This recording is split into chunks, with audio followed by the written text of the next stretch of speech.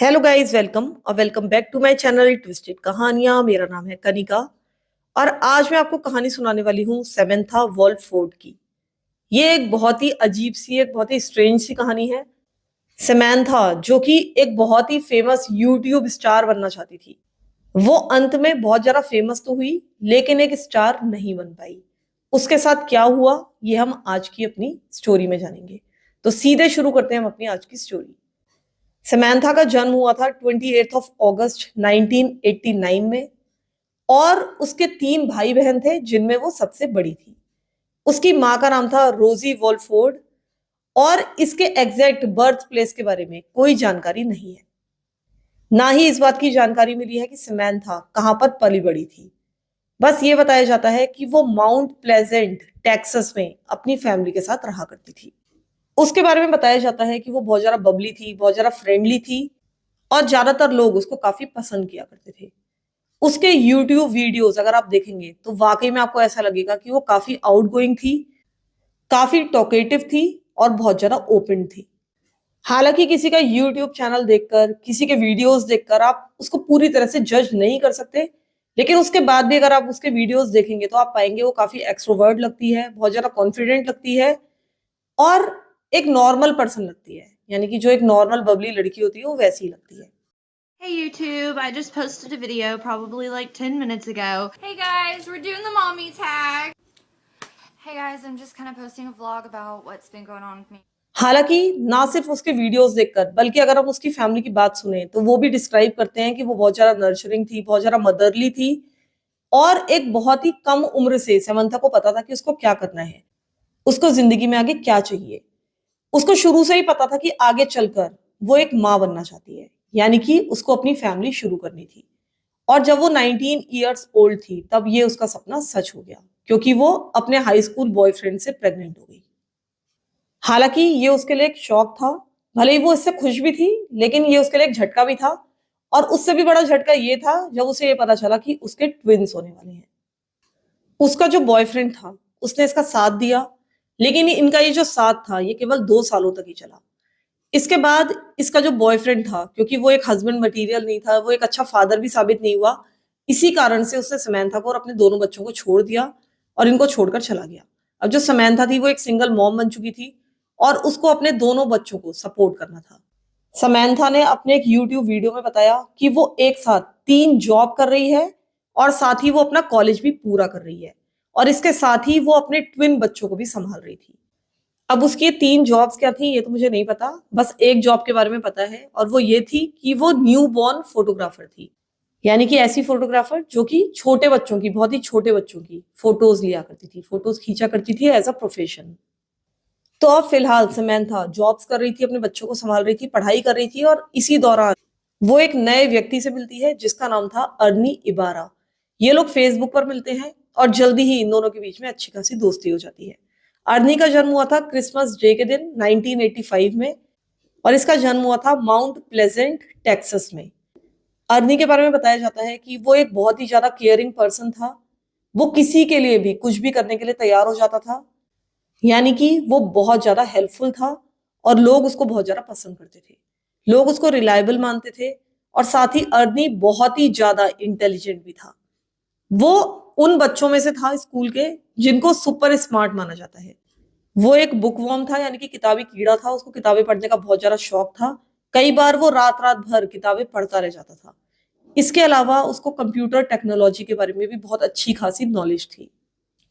उसको गेमिंग का भी बहुत ज्यादा शौक था और कंप्यूटर्स में भी बहुत ज्यादा इंटरेस्ट था। उसकी जो मेन हॉबी थी, जो पैशन था उसकी जिंदगी में, वो कंप्यूटर से ही रिलेटेड था। वो कहता था कि मैं कंप्यूटर पूरी तरह से उसका पुर्जा पुर्जा अलग करके खोल सकता हूँ और उसको वापस जोड़ सकता हूँ। अब अर्नी ने कॉलेज ज्वाइन किया और वो टेक्नोलॉजी की ही क्लासेस ले रहा था कॉलेज में। इसके अलावा उसको एक जॉब मिल चुकी थी लोकल बेसबॉल बैट मैन्युफैक्चरर में, यानी कि जो बेसबॉल बैट्स बनाते हैं। और ऐसा बताया जाता है कि इस जॉब में हाईली स्किल्ड लोगों की जरूरत थी। ये जॉब हर किसी को नहीं मिल सकती थी। इस जॉब के लिए स्पेशल स्किल्स रिक्वायर्ड थी और आपको पता ही है कि अर्नी में स्पेशल स्किल्स थी, इसी कारण से इसको ये जॉब मिली थी। अर्नी की फैमिली को उसके ऊपर बहुत ज्यादा प्राउड था। वो जिंदगी में काफी कुछ अच्छा कर रहा था और साथ ही जब ये समंथा से मिलता है तो इनकी रिलेशनशिप भी काफी अच्छी तरीके से आगे बढ़ने लगती है।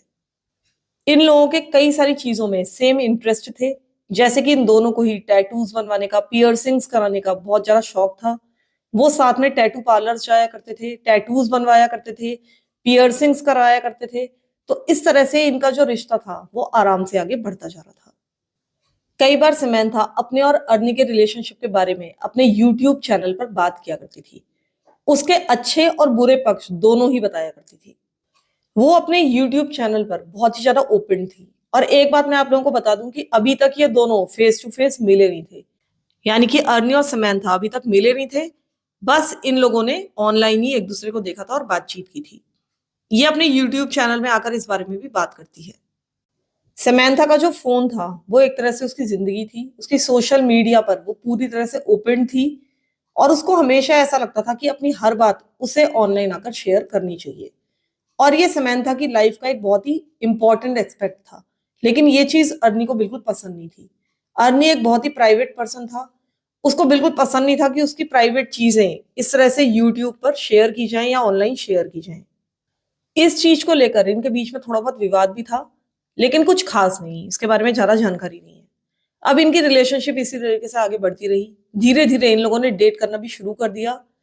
लेकिन इसी दौरान अर्नी ने थोड़ा सा समय जेल में भी गुजारा था और रफली ये पता चला है कि इसने करीब करीब 1 साल प्रिजन में गुजारा था। और इसका कारण ये था कि अर्नी की किसी पुलिस ऑफिसर से लड़ाई हो गई थी और इतना ज्यादा लड़ाई झगड़ा हो गया था कि इसी कारण से इसको फाइनली जेल में जाना पड़ा। और ये जो इसका पुलिस वालों से लड़ाई झगड़ा हुआ था ये इसलिए हुआ था क्योंकि इसने कुछ ट्रैफिक रूल्स तोड़े थे और इन्होंने इसको पकड़ लिया था। तो इस तरह से इसके ऊपर चार्जेस लगे थे एक पुलिस ऑफिसर को असॉल्ट करने के और इसको प्रिजन में थोड़ा सा समय गुजारना पड़ा। जब ये बाहर आया तब ये एक फ्रेश स्टार्ट करना चाहता था, यानी कि प्रिजन ने अब उसको थोड़ा सा मैच्योर कर दिया था। अब समंथा के साथ भी अपने रिलेशनशिप को ये थोड़ा सा आगे बढ़ाना चाहता था। ये जिंदगी को थोड़ा सीरियसली लेना चाहता था। अब इसने समंथा से कहा कि तुम मेरे साथ मूव इन कर जाओ अपने दोनों बच्चों के साथ। अब ये इन तीनों के साथ एक फैमिली की तरह रहना चाहता था। ये लोग ऐसा करते भी हैं, ये सब लोग एक साथ मूव इन हो जाते हैं और अपनी एक नई फैमिली शुरू करते हैं। ऐसा बताया जाता है कि इनकी फैमिली बहुत ज्यादा क्लोज थी, अफेक्शनेट थी और सब कुछ बहुत अच्छा चल रहा था।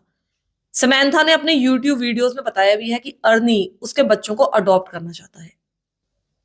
Best friend, and he wants to adopt my kids. He wants to. He doesn't like the fact that their father's not on the birth certificate, so the void on the birth certificate really bugs him, and he wants me to allow him to put his name there. And I mean, he really is. He's just the greatest person ever. I love him to death. इन चीजों से पता चलता है कि अर्नी कितना ज्यादा loving, कितना ज्यादा केयरिंग था। वो इन लोगों की बहुत ज्यादा परवाह करता था। वो समंथा के चिल्ड्रन को अपनाना चाहता था, उनको अपना नाम देना चाहता था, क्योंकि इनके बर्थ सर्टिफिकेट पर किसी का भी नाम नहीं था, किसी भी फादर फिगर का नाम नहीं था। इसके अलावा अर्नी और समंथा अपनी फैमिली को और ज्यादा एक्सटेंड करना चाहते थे। वो चाहते थे कि इनके साथ में कुछ और बच्चे भी हों।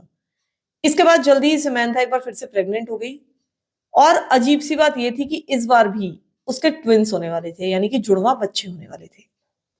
अब इनकी पहले ही 4 लोगों की फैमिली थी। फाइनेंशियल कंडीशन कुछ खास अच्छी नहीं थी और अब इनकी फैमिली में 2 बच्चे और ऐड हो गए और इसके बाद इनकी फैमिली ऑफ 6 हो गई। तो अब फाइनेंशियली ये फैमिली और ज्यादा स्ट्रगल करने लगी। अब इस समय हमें बच्चों की पर्टिकुलर एजेस नहीं पता है। हमें ये तो पता है कि समंथा इस समय अपने अर्ली 20s में थी, अर्नी अपने मिड 20s में था, लेकिन इनके जो पहले 2 बच्चे थे उनकी एज एग्जैक्टली पता नहीं है। तो फिलहाल अब इनकी फैमिली में 4 बच्चे आ चुके थे और ये सारी की सारी फैमिली अब अर्नी की अर्निंग पर ही रिलाय कर रही थी, यानी कि जो अर्नी कमा कर लाता था उसी से इनको घर चलाना था, क्योंकि जो समंथा थी वो घर में रहती थी और 4 बच्चों की देखभाल करती थी। अब जब अर्नी को घर चलाने में दिक्कत होने लगी तो उसने एक सेकंड जॉब भी ज्वाइन कर ली, एक लोकल पिज्जा प्लेस में। उसको इस जॉब को ज्वाइन करने में कोई भी परेशानी नहीं हुई, उसने बिल्कुल भी माइंड नहीं किया, क्योंकि फिलहाल उसका मेन फोकस था अपनी फैमिली की तरफ। वो अपनी फैमिली को अच्छी तरीके से चलाना चाहता था। लेकिन आपको पता ही है कि 2 जॉब्स एक टाइम पर करना बिल्कुल भी आसान नहीं है। वो बहुत लंबे समय तक काम करता था, वो बहुत ज्यादा एग्जॉस्ट हो जाता था, लेकिन उसको किसी ना किसी तरीके से ये जॉब्स करनी ही थी और घर को चलाना ही था। लेकिन धीरे धीरे फिर उसके बच्चे बड़े होने लगे और इस पॉइंट पर आकर, जबकि हमें उनके एग्जैक्ट एज तो नहीं पता, लेकिन इतने बड़े हो गए थे कि इनको क्रैच वगैरह में डाला जा सकता था। तो अब अर्नी ये चाहता था कि समंथा भी एक जॉब करे ताकि उसके ऊपर से प्रेशर थोड़ा सा कम हो पाए। लेकिन इधर जो समंथा थी वो जॉब पाने में बहुत ज्यादा इंटरेस्टेड नहीं थी। उसको घर में ही समय गुजारना अच्छा लगता था।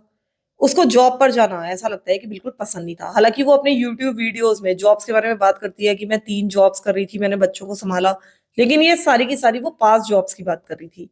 प्रेजेंटली वो कोई भी जॉब नहीं कर रही थी। तो अब इसने डिसाइड किया कि वो अब अपने यूट्यूब चैनल से घर बैठे ही पैसा कमाएगी और यूट्यूब में ही इस तरह से वीडियोस डालेगी ताकि उसे यूट्यूब से अर्निंग हो पाए। उसको ऐसा लगता था कि ये चीज उसके लिए एकदम परफेक्ट रहेगी, क्योंकि एक तो वो अपने घर में रह पाएगी पूरे दिन, इसके अलावा उसको सोशल मीडिया से भी प्यार था, उसको बातचीत करना पसंद था, अपने बारे में बातचीत करना पसंद था, वो अपने बच्चों की भी देखभाल कर सकती थी, घर का भी काम कर सकती थी और साथ ही वो फेमस भी हो जाती, जो कि वो होना चाहती थी। हमेशा से उसका सपना था बहुत ज्यादा फेमस होना। जब अर्नी को ये बात पता चलती है तो वो बहुत ज्यादा सपोर्ट दिखाता है। वो वैसे भी बहुत ज्यादा सपोर्टिव था। वो हमेशा जो भी समंथा करना चाहती थी हमेशा उसका उसमें साथ देता था। वो फिलहाल मल्टीपल जॉब्स करता रहा और इधर जो समंथा थी वो अपने यूट्यूब चैनल को ग्रो करने की कोशिश करती रही। अब समंथा की क्या स्ट्रेटेजी थी अपने यूट्यूब चैनल के लिए वो क्लियर नहीं है, क्योंकि जब मैंने समंथा का यूट्यूब चैनल देखा तो मैंने पाया कि बस वो कैमरा ऑन कर देती थी और जो भी उसके दिमाग में चल रहा होता था बस वो बोलना शुरू कर देती थी।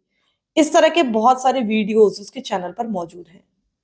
वो ना सिर्फ उनमें अपने बारे में बात कर रही है, बल्कि कई बार उसे न्यूज़पेपर में या ऑनलाइन कोई आर्टिकल मिलता था या दुनिया में क्या चल रहा है उसके बारे में बात करती थी, या फिर वो कॉन्स्पिरेसी थ्योरीज के बारे में बात करने लगती थी, या कई बार वो किसी फेमस सेलिब्रिटी के बारे में बातचीत करने लगती थी।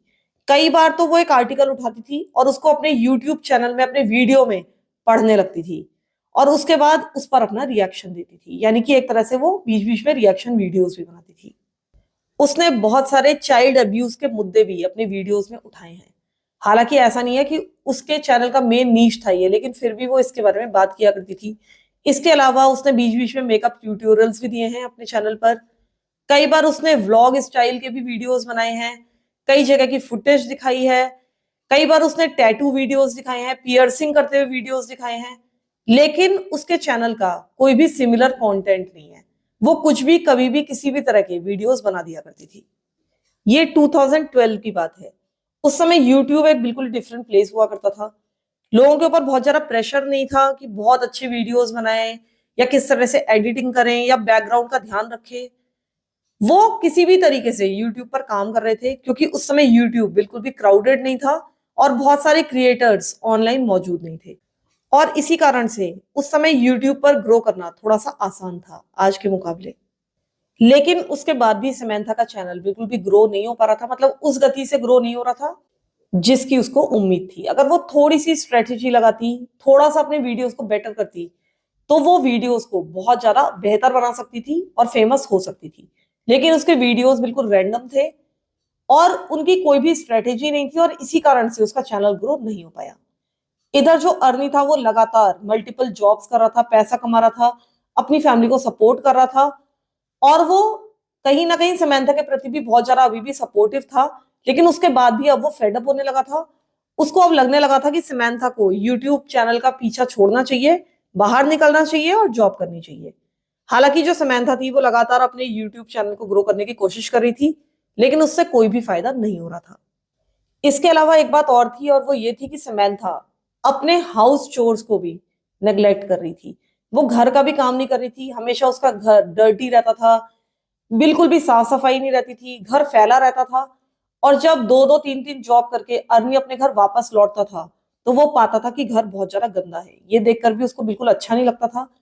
वो घर आने के बाद घर की भी सफाई किया करता था, बच्चों को भी संभाला करता था। यानी कि अगर देखा जाए तो अर्नी सब कुछ कर रहा था। इधर जो समंथा थी उसकी केवल प्रायोरिटी उसका यूट्यूब चैनल थी। वो बस यही सोचती रहती थी कि मैं इसको फिल्म कर लूं, इसको फिल्म कर लूं, इसको अपने यूट्यूब चैनल पर डाल लूं। बस उसका ध्यान अपने यूट्यूब जर्नी पर ही था। वो घर पर अपनी फैमिली पर बिल्कुल भी ध्यान नहीं दे रही थी। अगर वो बच्चों की तरफ देखती भी थी, उन पर ध्यान देती भी थी, तो ये सोचकर कि इनके अंदर से कंटेंट कैसे निकाला जाए और इनको एक यूट्यूब वीडियो में कैसे कन्वर्ट किया जाए। इसके बहुत सारे एविडेंसेस उसके यूट्यूब चैनल पर भी मौजूद हैं, जिसमें इसने अपने बच्चों के बहुत सारे वीडियोस डाले हुए हैं। वो अपने चैनल पर अपने बच्चों को बहुत ही ज्यादा दिखाया करती थी और ये चीज कहीं ना कहीं अब अर्नी को भी परेशान करने लगी थी। जैसे कि मैंने आपको बताया कि अर्नी एक बहुत ही प्राइवेट पर्सन था, उसको बहुत ज्यादा किसी यूट्यूब चैनल पर अपने आप को दिखाया जाना या अपनी फैमिली को दिखाया जाना पसंद नहीं था। अर्नी ने कई बार समंथा को मना किया कि बच्चों को यूट्यूब चैनल पर मत डालो, लेकिन समंथा को कोई फर्क नहीं पड़ता था। वो हमेशा अपने बच्चों को फिल्माती रहती थी। एक बार समंथा गाड़ी ड्राइव कर रही थी और इसकी बेटी कार में डांस कर रही थी और वो गाड़ी चलाते चलाते अपनी डॉटर को फिल्म कर रही थी, उसका यूट्यूब वीडियो बना रही थी। हालांकि उस समय उसे ड्राइविंग पर कॉन्सेंट्रेट करना चाहिए था, अपनी बेटी को शूट नहीं करना चाहिए था, वो बहुत ज्यादा डेंजरस हो सकता था। लेकिन समंथा धीरे धीरे बहुत ज्यादा लापरवाह और बहुत ज्यादा क्रेजी होती जा रही थी। उसको बस ये दिखता था कि बच्चों के क्यूट यूट्यूब वीडियोस बना बनाकर मैं अपने चैनल पर डाल दूं और अपने चैनल को ग्रो कर लूं। अब क्योंकि अर्नी बहुत ज्यादा परेशान हो गया, समंथा उसकी बात बिल्कुल सुनने के लिए तैयार नहीं थी। उसकी लाइफ बिल्कुल भी पर्सनल नहीं रह गई थी, वो बहुत ज्यादा जॉब कर करके थक चुका था और उसके बाद उसने डिसाइड किया कि वो समंथा को छोड़ देगा और वो उसको छोड़कर चला भी गया। लेकिन इधर जो समंथा थी कुछ दिनों के बाद ही वो घायल हो गई। वॉलमार्ट में बेबी चेंजिंग स्टेशन उसके ऊपर गिर गया और उसको बुरी तरीके से चोट लग गई। ये सारा का सारा इंसिडेंट उसने अपने यूट्यूब चैनल के एक वीडियो में शेयर किया है। उसने अपने इस वीडियो में बहुत ज्यादा तो नहीं बताया है, लेकिन इससे ये पता चला है कि उसके नेक पर उसके हिप्स में बहुत ज्यादा इंजरी हो गई थी और वो बहुत ज्यादा दर्द में थी। वो ठीक से सो भी नहीं पा रही थी, उसको बहुत ही ज्यादा दर्द था, उसको लेटने में भी तकलीफ होती थी और अपने बच्चों को वो उठा भी नहीं पा रही थी। तो यानी कि अपने रोजमर्रा के कामों में भी वो बहुत ज्यादा स्ट्रगल कर रही थी। अब क्योंकि वो बहुत ज्यादा परेशान थी तो इस कारण से अर्नी की बहन एबी उस समय उसकी हेल्प करने के लिए वापस आई। समंथा की बहन नहीं बल्कि अर्नी की बहन।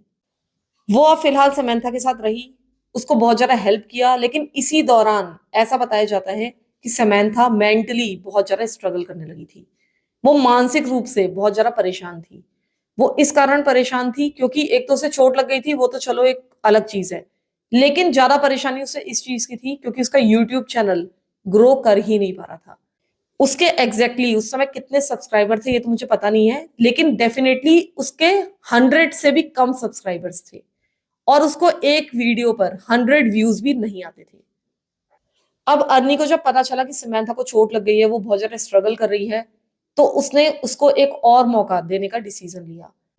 वो अपने बच्चों की खातिर वापस एक बार फिर से समंथा के साथ रहने के लिए आ गया। अब ये लोग एक बार फिर से साथ में रहने लगे।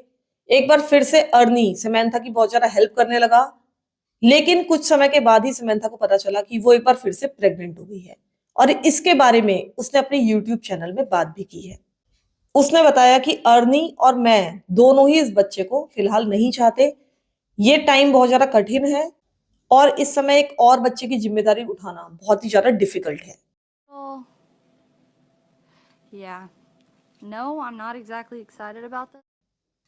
समंथा को ऐसा लग रहा था कि इस बार भी इसके ट्विंस होंगे, क्योंकि अभी तक की 2 प्रेगनेंसीज में उसके ट्विंस ही हुए थे और उसको ऐसा भी लगता था कि जब भी वो आगे प्रेग्नेंट होगी उसके ट्विंस ही होंगे। इधर जो अर्नी था वो फाइनेंसेस के बारे में सोच रहा था। उसे पता था, इन दोनों को ही एक्चुअली में पता था कि ऑलरेडी फाइनेंशियली बहुत ज्यादा टाइट सिचुएशन है। अभी भी अर्नी 2 जॉब्स कर रहा था और किसी तरीके से घर को चला रहा था। इधर जो समंथा का यूट्यूब चैनल था वो उसमें हमेशा अर्नी की शिकायत करती रहती थी। वो इसमें बताती थी कि अर्नी ने किस तरह से प्रेगनेंसी में भी उसका साथ नहीं दिया, कभी भी उसके साथ ज्यादा समय नहीं बिताया और अब वो उसका साथ धीरे धीरे छोड़ रहा है। लेकिन इन बातों में कितनी सच्चाई है इसका एग्जैक्टली हमें पता नहीं चल सकता। पता नहीं वो अपने यूट्यूब वीडियोस में सच बोल रही थी या झूठ बोल रही थी, क्योंकि जो कुछ उसने अर्नी के बारे में बोला है ऐसा कुछ किसी और ने नहीं बोला।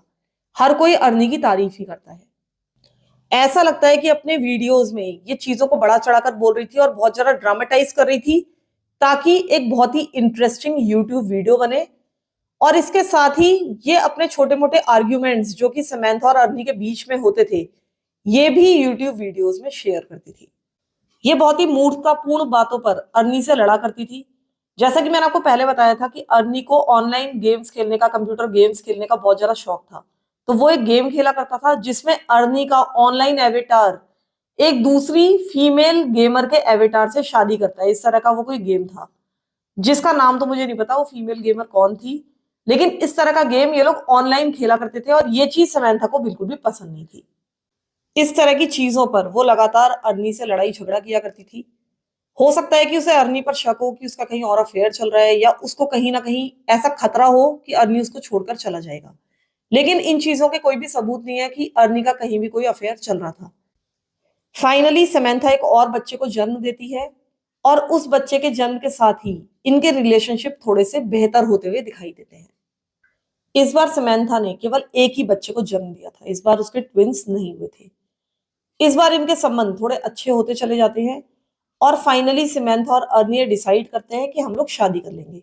ये लोग शादी कर भी लेते हैं। एक बहुत ही छोटी सी सेरेमनी होती है जिसमें केवल फ्रेंड्स और फैमिली मेंबर्स शामिल होते हैं और फाइनली इन लोगों की शादी हो जाती है। इनकी शादी होने के बाद धीरे धीरे इनके बीच में फिर से लड़ाई झगड़े होने लग जाते हैं। लगातार ये लोग एक दूसरे से बहस करने लगते थे और बहुत ज्यादा खुश दिखाई नहीं देते थे। एक दिन एबी, यानी कि जो अर्नी की सिस्टर थी, जो पहले समंथा की हेल्प करने के लिए आई थी, वो एक बार इनके घर में रहने के लिए आती है, इनसे मिलने के लिए आती है और तब समंथा उसको एक बहुत ही शॉकिंग बात बताती है।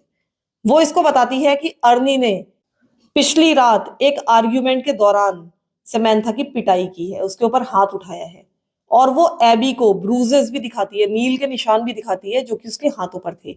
सबूत के तौर पर वो एबी को ये सारी चीजें दिखाती है। अब एबी ये सारी चीजें अपने फैमिली मेंबर्स को बताती है और अर्नी की फैमिली बहुत ज्यादा शॉक्ड हो जाती है ये सब कुछ सुनकर। अर्नी के लिए सब कुछ आउट ऑफ द कैरेक्टर था। अर्नी कभी भी ऐसा नहीं था। वो एक बहुत ही केयरिंग पर्सन था, एक बहुत ही अच्छा इंसान था। उसने कभी भी किसी के ऊपर भी हाथ नहीं उठाया था और इसी कारण से अर्नी के फैमिली मेंबर्स को इस बात पर बिल्कुल भी विश्वास नहीं होता। वो ये बात मानने के लिए तैयार ही नहीं थे कि अर्नी उसको हिट कर सकता है। लेकिन इधर जो समंथा थी, वो ये सारे इल्जाम अब बार बार अर्नी के ऊपर लगाने लगी। वो बार बार सबसे कहती थी कि अर्नी उसको अब्यूज कर रहा है। कई बार वो अलग अलग फैमिली मेंबर्स के घर पर जाती थी, वहां जाकर बताती थी कि किस तरह से अर्नी उसको अब्यूज कर रहा है, उसकी पिटाई कर रहा है और उनको अपनी चोटों के निशान भी दिखाती थी। हालांकि ये जितनी भी अब्यूज क्लेम्स थे ये कभी भी प्रूव नहीं हो पाए, लेकिन समंथा ने ये बात बहुत ज्यादा उछाली और फाइनली एक दिन उसने अर्नी पर डोमेस्टिक अब्यूज की रिपोर्ट दर्ज करा दी, क्योंकि वहां पर ये एक बहुत ही ज्यादा सीरियस क्राइम है। इस कारण से अर्नी को अरेस्ट कर लिया गया। हालांकि बाद में कोई भी सबूत ना मिलने के कारण अर्नी को रिलीज कर दिया गया। बाद में इस केस का कुछ भी नहीं हुआ, लेकिन समंथा लगातार इस तरह के क्लेम्स कर रही थी और मल्टीपल लोगों को बता रही थी कि अर्नी किस तरह से उसे अब्यूज कर रहा है, किस तरह से उसको मार रहा है और अपने यूट्यूब चैनल पर भी वो एक वीडियो बनाकर डालती है। हालांकि सिर्फ एक ही वीडियो है जिसमें इस अब्यूज के बारे में उसने क्लेम किया है, लेकिन इस वीडियो में भी वो अपने मुंह से कुछ भी नहीं कह रही है। बस उसके हाथों में कुछ पोस्टेड नोट्स हैं, उनमें मैसेजेस लिखे हुए हैं, जो कि बीच में टिकटॉक पर भी काफी चले थे इस तरह के वीडियोस। उसमें वो एक एक करके पेजेस दिखा रही है जिसमें डिफरेंट मैसेजेस लिखे हुए हैं। इनकी रिलेशनशिप इसी तरीके से आगे बढ़ती रही। ये रिलेशनशिप बहुत ज्यादा टेंस्ड हो चुकी थी, बहुत ज्यादा स्ट्रेंज हो चुकी थी। इनके बीच में बहुत ज्यादा टेंशन थी और अभी भी लगातार समंथा बहुत सारे लोगों को कहती जा रही थी कि अर्नी उसको अब्यूज कर रहा है, उसको अब्यूज कर रहा है। उसके बाद दिन आता है 19 फरवरी 2015 का। उस समय समंथा 25 इयर्स ओल्ड थी और उस दिन कुछ बहुत ही टेरिबल घटना घटती है। समंथा उस दिन आधी रात को अपनी माँ को फोन करती है। उस फोन कॉल पर वो बुरी तरीके से चीख चिल्ला रही थी, बहुत ही ज्यादा परेशान लग रही थी। वो अपनी माँ को फोन पर बताती है कि उनके घर में एक ब्रेक इन हुआ है, यानी कि कुछ लोग जबरदस्ती उनके घर में घुस आए थे। वो अपनी माँ को बताती है कि 3 आदमी इनके घर में घुस गए थे आधी रात को और उस समय अर्नी, सारे के सारे बच्चे यानी 5 बच्चे और समंथा, ये सब लोग सो रहे थे। समंथा ने बताया कि आधी रात के समय किसी ने उसको खींचकर उसके बेड पर से नीचे उतारा, उसको जमीन पर फेंक दिया। उस समय उसका फेस डाउन था। उसने देखा कि 3 लोग उनके कमरे में घुस आए हैं। इसके बाद इन तीनों ने बुरी तरीके से अर्नी को पीटना शुरू कर दिया। इस बीच उन्होंने समंथा को बांध दिया था और अर्नी को ये लोग किडनैप करके अपने साथ ले गए। अब आप समझ ही सकते हैं कि इस समय समंथा की मॉम कितना ज्यादा पैनिक कर रही होंगी। उनकी बेटी आधी रात को उन्हें फोन करके बता रही थी कि किस तरह से उसके घर में 3 लोग घुस आए हैं और उसके पति को किडनैप करके ले गए हैं। और इधर उनकी बेटी और उनके 5 ग्रैंड चिल्ड्रन उस घर में मौजूद थे। तो अब समंथा की मॉम अपनी बहन को फोन करती हैं, जिनका नाम था जिंजर। जो जिंजर थी वो समंथा के घर के ज्यादा नजदीक रहती थी। उन्होंने कहा कि मैं भी आ रही हूँ, लेकिन तुम फटाफट समंथा के घर में पहुंचो। अब जो जिंजर नाम की इसकी आंट थी, यानी समंथा की आंट, वो उसके घर पहुंचती हैं। वो पाती हैं कि घर का दरवाजा खुला हुआ था। वो सीधा घर के अंदर एंटर करती हैं और अप स्टेयर्स जाती हैं। उन्होंने पाया कि समंथा उस समय भी जमीन पर पड़ी हुई है और बुरी तरीके से उसके हाथ पैर बंधे हुए हैं। जब वो पूरी तरह से समंथा को सेफ पाती हैं, तो अब उनका ध्यान जाता है 5 बच्चों की तरफ। वो जाकर 5 बच्चों को चेक करती हैं और पाती है कि बच्चे पूरी तरह से अनहार्म्ड हैं, पूरी तरह से सेफ हैं और उस समय भी सो रहे थे, जो कि जिंजर को उस समय काफी वियर्ड लगा। जिस तरह से उनके घर में 3 व्यक्ति घुसे थे, उन्होंने समंथा को जमीन पर गिराया था, उसके पति को इतनी बुरी तरीके से पीटा था, फिर उसको जबरदस्ती वहां से लेकर गए थे। तो ये एक बहुत ही वॉयलेंट अटैक रहा होगा और वहां पर बहुत ज्यादा शोर शराबा हुआ होगा। लेकिन उसके बावजूद भी ये बच्चे कैसे उठे नहीं, ये बहुत ही आश्चर्य की बात थी। एक बात जिंजर को और भी अजीब लगी और वो ये थी कि ये सारे के सारे बच्चे उस दिन एक ही कमरे में सो रहे थे, जो कि एक नॉर्मल चीज नहीं थी। ये सारे बच्चे एक सेम रूम शेयर नहीं करते थे। ये बात जिंजर को अच्छी तरीके से पता थी, लेकिन उन सबका एक ही कमरे में सोना बहुत ज्यादा सस्पिशियस था। और ये चीज आप लोग याद रखिएगा, क्योंकि आगे चलकर हम इस घटना में एक बार फिर से वापस आएंगे। तो जिंजर फाइनली समंथा को अनटाई करती है, उसके हाथ पैर खोलती है और पहला प्रश्न वो जो पूछती है वो ये था कि अगर तुम्हारे हाथ पैर बंधे हुए हैं तो तुमने अपनी माँ को फोन कैसे किया। तब समंथा अपनी आंट को बताती है कि उसने अपनी नाक से अपनी माँ को फोन किया था, यानी कि उसने नाक से नंबर डायल किए थे अपनी माँ को फोन करने के लिए। उसने बताया कि किस तरह से जमीन पर सरकती हुई वो फोन तक पहुंची, फिर जो उसके हाथ पीछे बंधे हुए थे उनसे उसने किसी तरीके से फोन को उठाया और उसके बाद अपनी नोज से उसने नंबर्स डायल किए और उसके बाद अपनी माँ से बात की। ये एक बहुत ही अजीब सी बात है। अगर आप लोग भी डायल करना चाहेंगे अपने नोज से, तो एक बार डायल करके देखिएगा कि आप सही नंबर लगा सकते हैं या नहीं लगा सकते। तो हम यही मान सकते हैं कि उसका फोन शायद लॉक नहीं रहा होगा। अगर उसका फोन लॉक होता तो उसको फिंगरप्रिंट वगैरह डालना होता, जो कि उसकी नोज से पॉसिबल नहीं था। और अगर उसके हाथ उसके पीठ के पीछे बंधे थे, तो वो किस तरह से अपने फिंगरप्रिंट डालकर अपने फोन को खोलती, ये भी समझ में नहीं आता है। तो ये पॉसिबल तो है, ऐसा नहीं है कि इम्पॉसिबल है, लेकिन बहुत ज्यादा सस्पिशियस भी है। अब इसकी आंट जिंजर नोटिस करती है कि समंथा की कार वहां से मिसिंग है, यानी कि इसकी कार वहां मौजूद नहीं थी। इन्होंने समंथा से पूछा कि तुम्हारी कार कहाँ पर है, और तब समंथा ने जवाब दिया, oh it's not suppose to be right here now. अब इसका क्या एक्सप्लेनेशन है ये मुझे बिल्कुल भी समझ में नहीं आया। अगर वो गाड़ी वहां पर इस समय नहीं होनी चाहिए थी तो क्यों नहीं होनी चाहिए थी, इसका कुछ ना कुछ एक्सप्लेनेशन इसको देना चाहिए था, लेकिन इसने बिल्कुल गोलमोल जवाब दिया। और उसके बाद जल्दी ही वहां पर पुलिस पहुंच चुकी थी। जिंजर के आने के थोड़ी देर के बाद ही वहां पर पुलिस आ गई थी और अब समंथा पुलिस वालों को घूम घूम कर पूरा क्राइम सीन दिखा रही थी। इस समय की पूरी फुटेज बॉडी कैम से ली गई थी, जो कि अवेलेबल है।